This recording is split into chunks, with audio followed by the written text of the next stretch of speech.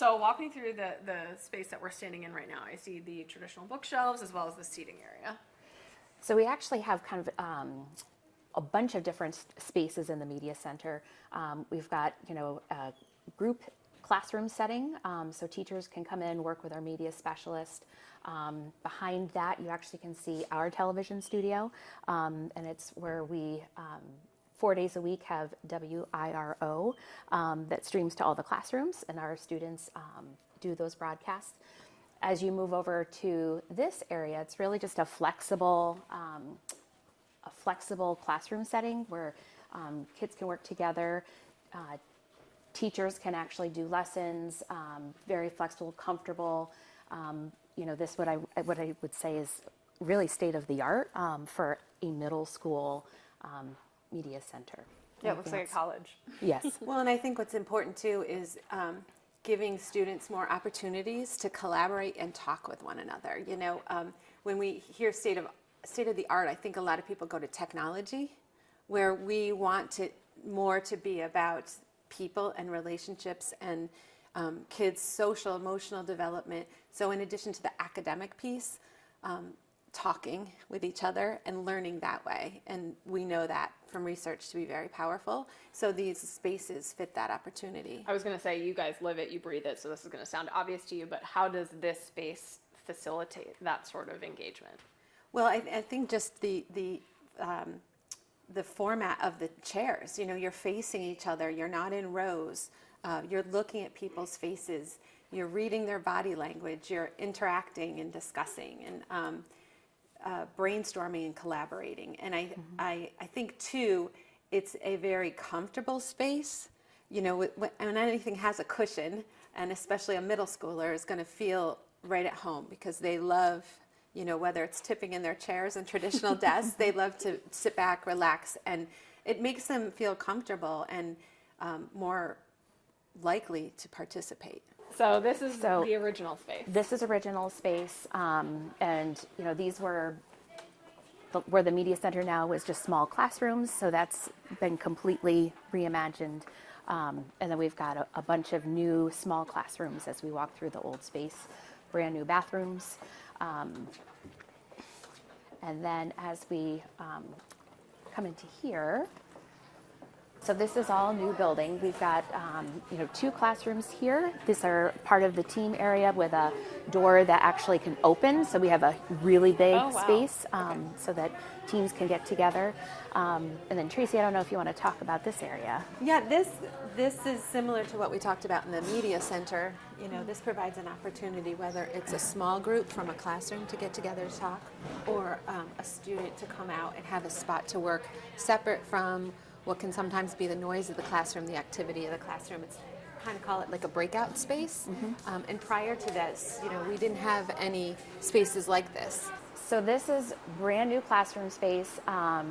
We have, for our science classroom, obviously, this is, I think, incredible as a former science teacher. When I take a look at, we've got flexibility with our tables. We can move them over so that we can actually use our Bunsen burners, water, but at the same time, you can bring them back into the middle of the classroom and have lecture. You can see there's a lot of opportunity for kids to work collaboratively. Tracy talked a lot about, facing each other, having conversations, and in this kind of space, we were able to do that. Is this sort of the new model, if we can strive for this in every update moving forward? Absolutely. I think we've got 4 of these kind of classrooms that are in the new edition, and then we've actually rehabbed some of our old science classrooms so that they look like this, because this is really the way that science is going. It's about inquiry, it's about exploration, and you can see just the flexibility for us to be able to do that in this space. You said you're a former science teacher. When you look at this space and you compare it to your first classroom, what are the differences that stand out to you? It's probably twice the size of any classroom that I ever taught in. The high ceilings, the light, the fact that all of the tables and chairs are so, they're movable. the fact that you can bring them over to the counter. It's not, a typical science classroom either has lab benches that are not movable, and so you're really stuck having to teach in that kind of modality, or rows of desks. And you can see this classroom has neither one of those. And so the lab tables, we can pull them up to the counters to do kind of more your more typical labs, or you can bring them out into the middle of the classroom and have conversations, have debates, brainstorming sessions. It just makes it, it's a whole different way of teaching. Adaptable. Well, and I think too, you talked about, and Jess talked about the size of the classroom, and that's important. We've been talking about students being able to talk and collaborate, but also for the teachers. When we were younger and going to school, it was more about the task, the lab that you had to do, and with this academic programming and reimagining we're doing, it's more about the people than the task. So not just the students developing relationships with each other and collaborating with each other, but you can see with the size of the room, there's enough space for the teacher to be able to walk around the room and the teacher to collaborate with the students too.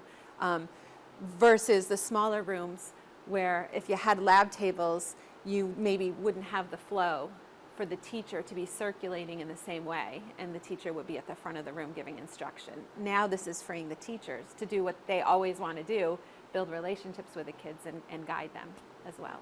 So this is all new, and you can feel the difference, with big high ceilings, lots of natural light, and this is another example of a breakout space, but then also with a flexible classroom. And we've got that, again, beautiful natural light that comes into the hallway.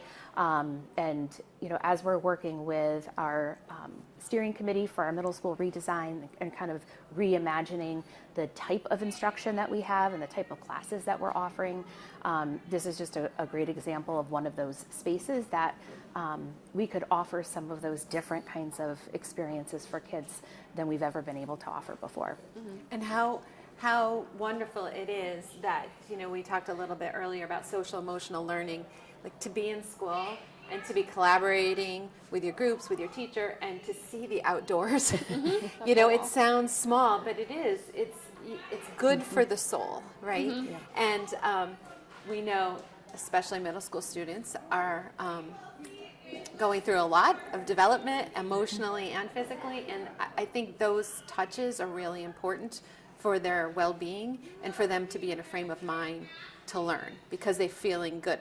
Yeah.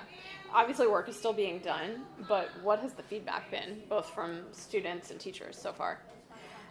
The students love it, and they've been troopers because, they've moved classrooms multiple times as we kind of have phased in different parts of the project. But as soon as these spaces opened up, they couldn't wait to get in them. And even they're not whiteboards, they're red boards where they can, write and brainstorm on them, work together. A lot of times you'll see our students out here reading, having conversations, working on projects together. It has been a huge opportunity for them to get out of the classroom and into these spaces because it's just way more flexible and it just fits them. Yeah. And the superintendent was saying earlier that these talks have been in, the works since 2019. Again, from sort of a programming point of view, and obviously as a teacher, what need is that filling? Why did we need to have these conversations? At what point did you look at the current layout, the current student body, and say, this needs to be addressed, and here's how we do it? Well, for the teachers, they're constantly reflecting, and they're constantly thinking about what the students need and listening to the students, and that's why those relationships are so important when I talked about moving around and collaborating with the students.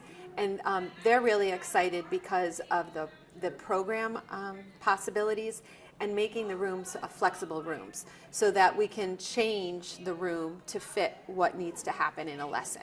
Some lessons you may be working in groups, sometimes just with a partner, or even those social emotional needs, right? So, teachers go to bed at night and toss and turn worrying about students. And so having that flexibility now and meeting the needs of the middle schoolers, building their social skills, especially at a time when everyone is on their phones or on the internet. And so the teachers have been excited about this for a long time, and the current administration and the NTA and the teachers have been in partnership designing the academic programming, serving in committees, discussing the schedule. So it's really been teamwork, and they're excited because this opportunity doesn't come very often, right? Yeah. So they're very excited.